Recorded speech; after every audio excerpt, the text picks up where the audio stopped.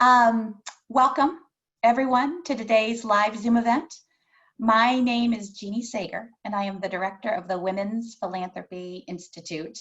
And here at WPI, we conduct, curate, and disseminate research that grows women's philanthropy. And again, I want to thank all of you for taking time out of your day to join us for this very timely conversation. For too long, philanthropy has been seen as an exclusive club, and yet today our country is experiencing a national reckoning in racial, social, and economic justice, which raises important questions about who is called a philanthropist. This is especially important as an unprecedented number of communities face immense hardship in the wake of COVID-19. And it is clear giving needs to be democratized.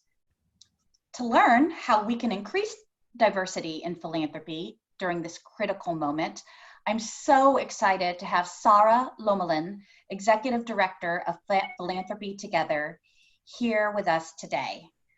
For those of you who have not had the opportunity to meet Sara, I just want to share a little bit about this true trailblazer.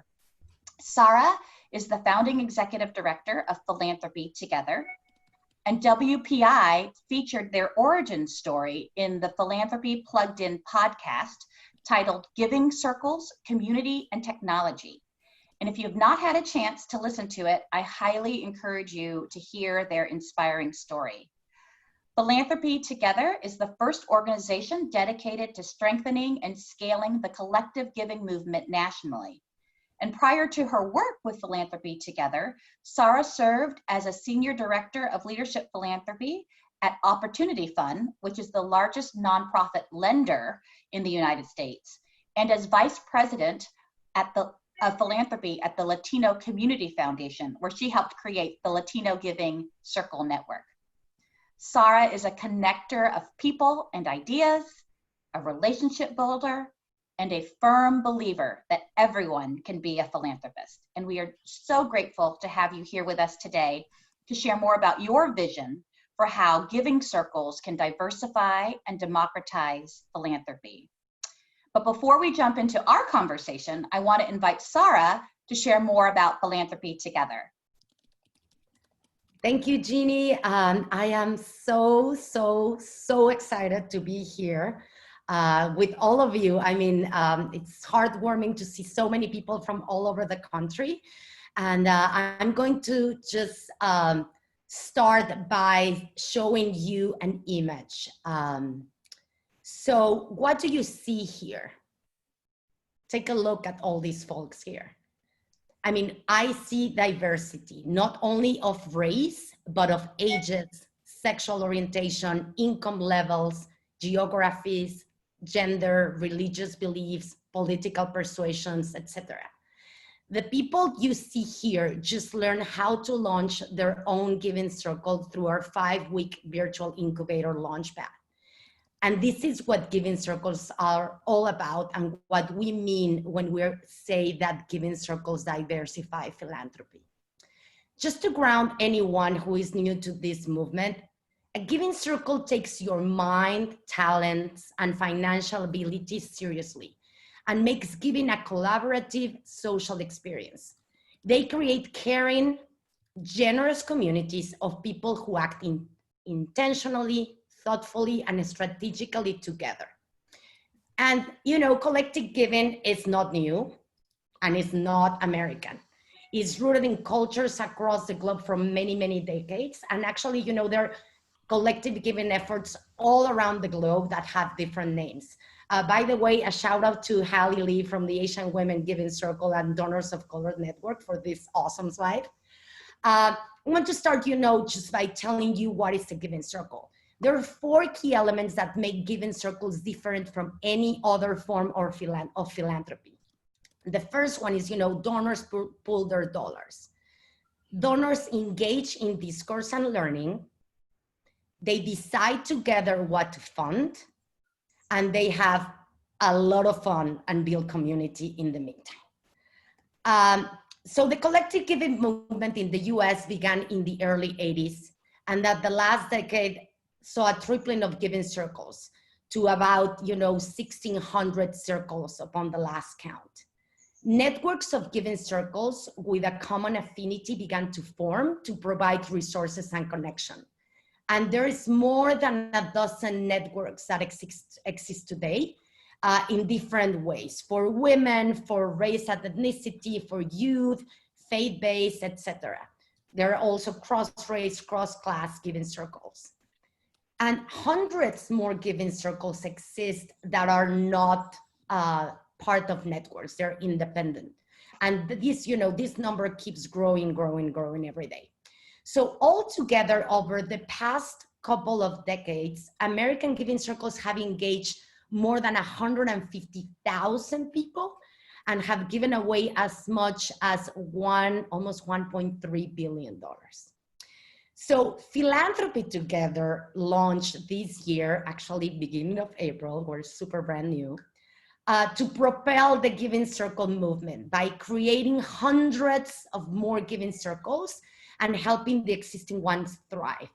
And all is in service of our ambitious mission, which is to democratize and diversify philanthropy. So I'm so glad to be talking here today.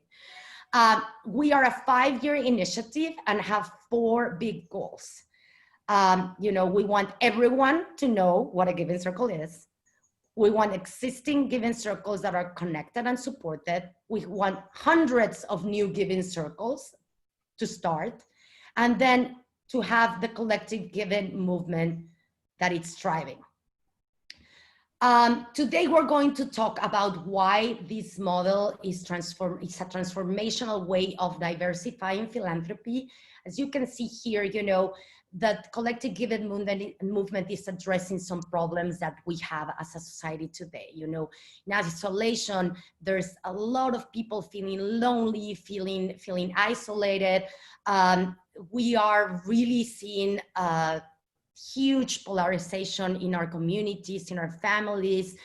And then, the individual giving is going super low. It's at their lowest.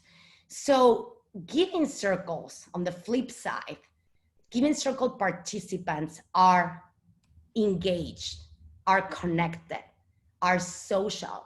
I mean, look at this life. Giving circle participants give more, volunteer more. They provide, social and networking opportunities, not only for their own members, but also for their community partners. They are organized. They are, soliciting additional donations from other people. And, we're just getting started. So Jeannie, very excited about starting this conversation. And there's my contact information in case anybody has any questions beyond this conversation today. Thank you so much, Sara. That's a wonderful overview for our guests today who are maybe new to the Giving Circle movement. I am so excited about the success of Launchpad, especially having launched Philanthropy Together during this time, this moment in history that it has resonated with so many across the country is just tremendous. And I know that you shared with me yesterday that you just finished the first 5-week session. And so congratulations to those graduates of the Launchpad program. But let's launch into our conversation today, and let's start with that, connecting it to this unique moment in time. So COVID-19 is and will continue to have a devastating impact on not-for-profits and individuals for the foreseeable future. How are giving circles around the country rallying to support? And how are they adapting their practices in response to the need for social distancing? Well, giving circles are already doing trust-based philanthropy. And during this moment, they have just doubled down. A lot of giving circles lifted their restrictions for their grantees. They were super quick to respond because we don't have bureaucracy. There is no, paperwork. We don't have to go through, the program officer and whoever is writing the check. We move pretty quickly. So a lot of giving circles, they just called their grantees. We had people, reaching out to their community partners and saying, what do you need? How can we help you? So because giving circles are just a group of people at the end of the day. So we are also, giving and supporting their own members. We have heard from giving circles where some of their own members are struggling, and the giving circle rallied together to support each other. They're also supporting beyond the dollars, right? With their time, with their talents, again, with their own networks, with their giving circle members, and also their community partners. Giving circles are a group of very highly engaged donors. These are not your regular, giving a donation in a crowdfunding site or writing a check donors. Giving circle members are really the ones that, pull off their sleeves and come to work. So we have seen that during COVID, giving circle leaders and members and networks are engaging even more and using their circle as a way to make powerful change. And, the last thing that I'm going to say about this is that giving circles are super nimble. While most giving circles were meeting in person, everyone moved super quickly online and everybody's doing virtual meetings. So circles who have never used a tech platform are starting to explore these opportunities. And I am so happy to say that what we have seen is that giving circles haven't skipped a bit. They move virtually, they are moving quickly. And, we always said that giving circles are a very easy way to liberate capital. And this has not been the exception. Thank you for that. So let's talk about what's happening in our communities of color. So they have been disproportionately affected by the pandemic, which in part set the stage for the long overdue racial reckoning. Representation and inclusion are critical for meaningful change to take place, and that's no less true in philanthropy. How has the Giving Circle model helped to diversify philanthropy, and how are giving circles responding to this current moment? So giving circles, for me, I'm a Latina. I was born in Mexico City. I have been in this country for half of my life. And for me, giving circles represent a very easy and accessible first door into philanthropy. Giving circles are fun, are social, they're not threatening, right? So again, as we see in one of the slides, diverse communities have participated in giving circles for many, many years. And the research has shown that, especially the last several years, giving circle participants are becoming more diverse, right? There's a lot more people of color. We have a lot of LGBTQ folks coming into giving circles because it's this sense of community, right? It's fun to be part of a giving circle. I know with the members of my giving circle, one time a new member was coming, and the moment I opened the door, she said, "Oh my God, I feel like just came home." And it's the way that giving circles make people feel, that for diverse communities is also this sense of belonging that a giving circle offers to us. And in terms of how we're responding to this moment, I'm going to give you, this perfect example. Within a few hours of the first, protest due to these horrible things that happened in Minneapolis, we have all the networks on the phone figuring out what was needed. I mean, I remember on a Saturday morning getting emails from a lot of our network saying, how are we going to respond to this? And we have been extremely grateful to have the leadership and the participation of Community Investment Network, a network of African American and people of color giving circles, to have their guidance. We called them and we said, okay, here we are, all the network leaders, what can we do? We put together a statement the day after, and we put together a 2-part webinar series alongside with CIN, which engaged over 500 people and, you know, raised over 5,000 people just from the people from the webinars. I mean, we have more like 700 people, but 500 people unique participants. And this is what is so powerful about the Giving Circle community. Like, we know the power of the bigger collective and how our dollars and voice can truly make change in a very quick way. Yeah, yeah.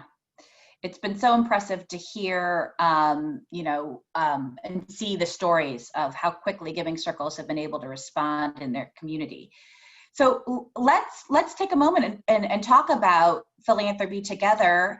And I think people would be very interested in hearing some stories about how what Philanthropy Together is doing to help elevate the impact of the collective giving community at this time.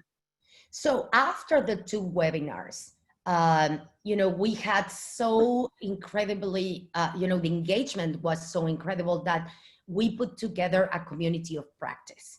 Because, you know, it's not just about the learning. Our webinars were about, you know, learning, giving out resources, article, practical tips, but this is about action, and Giving Circles are about action. Mm-hmm. So we already have more than 100 people signed up for a 6-month-long deep dive learning course, and, you know, in small groups and sharing and really putting into action all the learnings. So we're super excited about that. We're starting on July 30th with our first session. And then also the way we are just elevating the power of collective giving is by sharing Giving Circle stories. Philanthropy Together has a contract with a PR firm, because what we want to do, as we saw in one of our focus areas, is for everybody to know what a Giving Circle is and to really share the amazing work that Giving Circles are doing. So we want to go mainstream. We want, you know, this kind of giving to really be something that everyone does and everyone feels that it's accessible to them. So for all of you hearing me right now, if you are part of a Giving Circle and you have a great story to tell about your Giving Circle, please contact us, because we will send, you know, the media to highlight you. So that is something that we want to do to support Giving Circles. That's great. Sharing the narrative is so important to encouraging this work. And as you say, democratizing philanthropy, letting everybody understand and have a more expanded definition of who is a philanthropist. So I would be interested, given the time, this critical moment in time that we are, in learning how you are working to scale the collective giving, movement in a way that prioritizes equity and representation. Yes, you know, I think the best example was our Launchpad. As you see in that picture, we had 40 participants that launched 36 Giving Circles. And most of them were people of color, most of them were women. We had, you know, from a high school student to people in their 70s and everything in between. We're being very intentional in how do we do our outreach, because we want to start a lot of Giving Circles with diverse voices. You know, after this great success of Launchpad, what we want to do is have a specific Launchpads around different regions in the country, but intentionally for people of color. We want to do a Launchpad for social justice. We are just, you know, already in conversation to do a launch pad to start a network of Native American and Indigenous peoples Giving Circle network, which is extremely exciting because, you know, again, there's a lot of things that we cannot control, but we can control where we give our money. And giving circles give you that control. And that is super powerful for diverse communities. And again, you know, we're embedding equity in everything that we do, in our hiring practices, in the way we tell our story, in everything that we do, we are embedding equity. That's terrific. How can we go about joining or launching our own giving circle? I mean, I know I was part of a panel discussion a couple weeks ago, and there was a lot of interest in the chat about where to go to. And so I talked about Launchpad, but here's your moment in time. Why don't you share a little bit about Launchpad with our audience today? Yes. So, you know, Launchpad is our Giving Circle incubator. With support from Community Investment Network and from Amplifier, we created this amazing curricula to give change makers just, you know, the tools that they need to just get their giving circle started. And we said, okay, don't overthink it. Here's what you need to do. And you can always be flexible, start small, grow big. We are not dictating how to do or how, you know, what model to follow, because we always say, when you know one giving circle, you know one giving circle, because there is so much flexibility in the model, and that is the beauty of it. Yeah. So at the end of the 5 weeks, these 36 giving circles that have been launched, and some of them internationally. We have one in Germany, one in France, one in Cancun.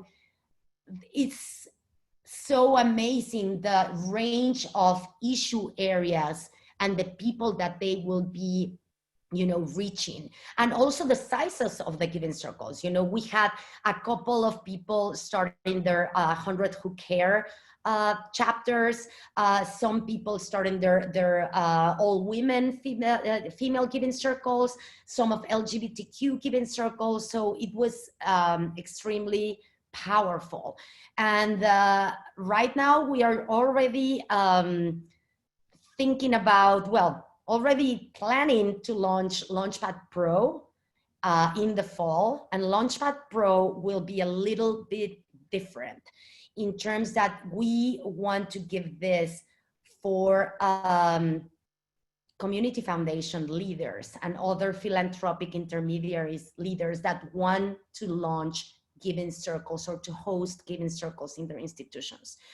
We know that there is this love and hate relationship between, you know, hosting institutions and giving circles.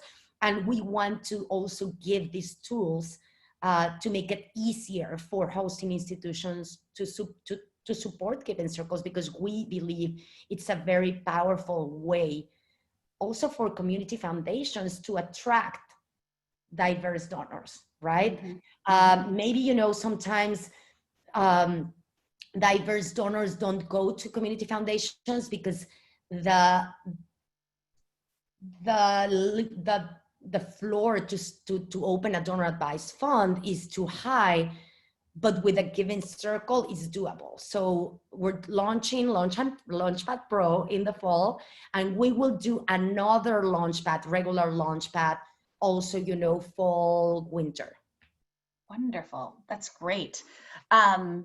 And so at WPI, we know that women are drawn to giving collectively and joining with others. And we also know that they are also drawn to this expanded definition of philanthropy that goes beyond just giving treasure. So it is about time and talent, but more importantly, in this day and age, it's also about sharing your own testimony and your own ties. And so how else can we tap into our networks or our communities to support the causes that we care about? Perfect. You know, we are putting together showcase funds too, because this question that you just asked me is not the first time that I hear it. And I know a lot of people want to support, you know, local causes and the small organizations. That's another part of the beauty of giving circles, right? Giving circles are very powerful because they know and they have vetted those incredibly small local organizations that are doing amazing work on the ground and work in local communities. But those organizations are so overlooked, you know, by the big foundations and traditional philanthropy, and a lot of times by, you know, high net worth individuals, because they just don't, they're not in the radar, right?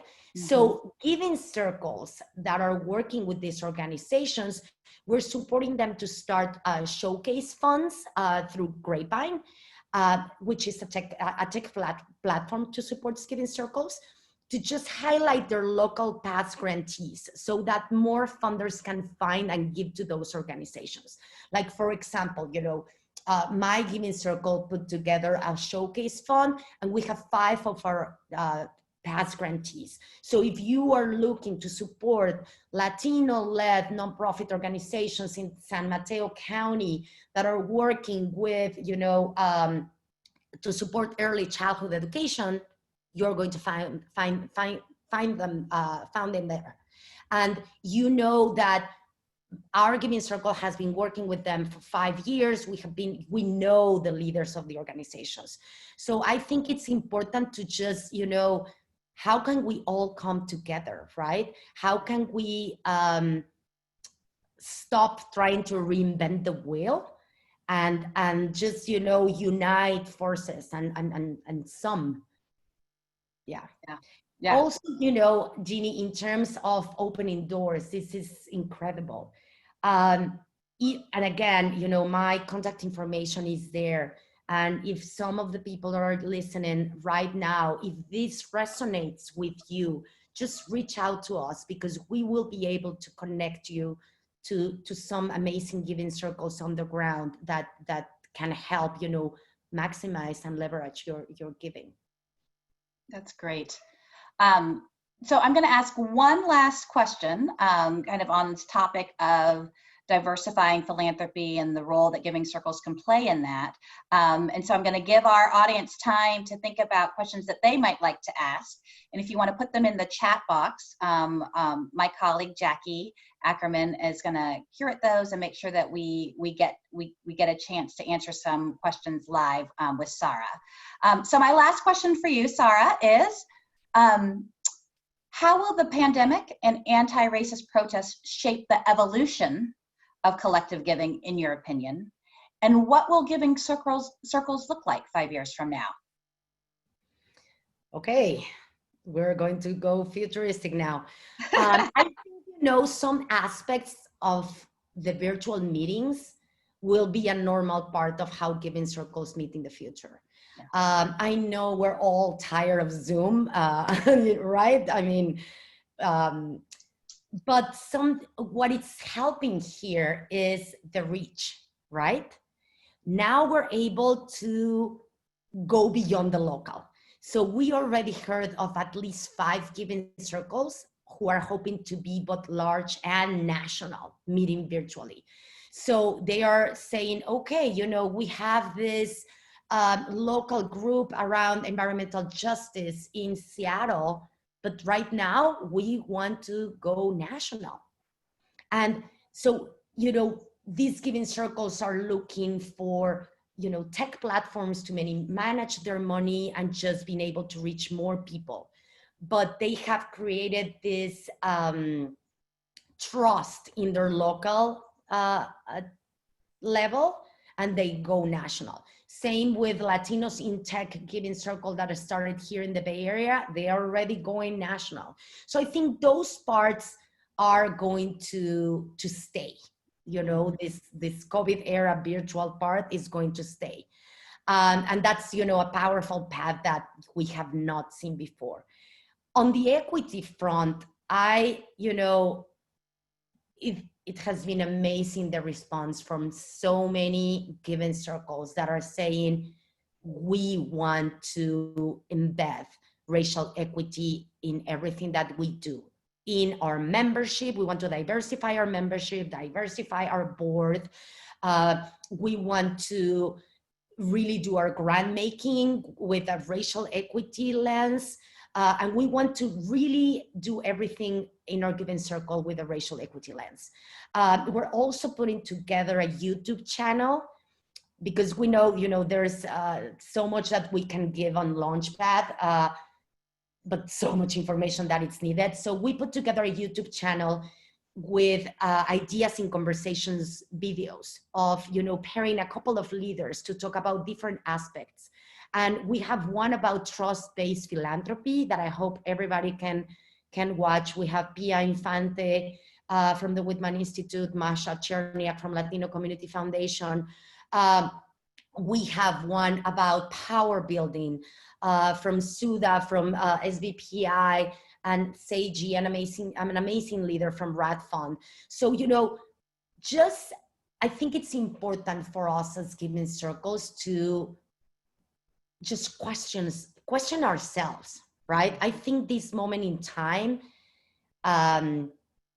moved all of us to the core.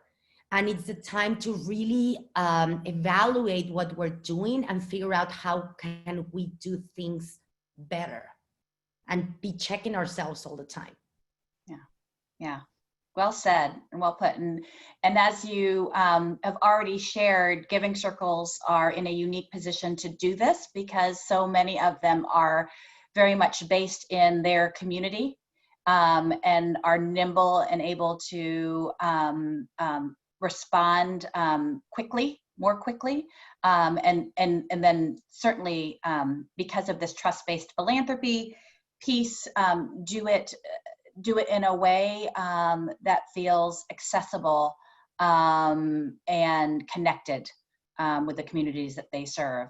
So that's just great, and I like your vision for where we are headed in the next 5 years. So let's jump to some questions. First one. How can fundraisers identify and build relationships with Giving Circles? Nice. I love that. Because I'm a fundraiser myself. And how do you find Giving? Is there an easy way to find Giving Circles in your area? Is there a national database of some sort? That is something that we are putting together, and we're using the research that Jackie is here, that your institute supported with Jason Franklin, with Julia Carboni. We're using that research of that they did in 2017, and Julia just updated at the beginning of this year to have this database of Giving Circles. Mm-hmm. One of our projects is to put together a very comprehensive database of Giving Circles. So again, for all of you that are on the phone, if you have a Giving Circle, just put it in the chat and we will make sure we have you in the database. But the idea of this directory will be that you can plug your zip code, your issue area that you care about, your are you looking for a Giving Circle with all females, or LGBTQ Giving Circle, or people in their 20s and 30s. So to have a very comprehensive search database for that. Mm-hmm. Hopefully it will be ready in the next 6 months. We're working on that. In the meantime, if you reach out to us, we can do the low tech kind of thing and figure out how to connect you. So this question just came through from Michelle. As a consultant specializing in women-focused philanthropy, I apply my 10+ years of women program experience to assist nonprofits in developing appropriate women and philanthropy strategies. Recently, our community foundation has created a variety of culture and ethnic-focused Giving Circles. In my role, how can I best support the diversity impact beyond gender through these Giving Circles? Okay.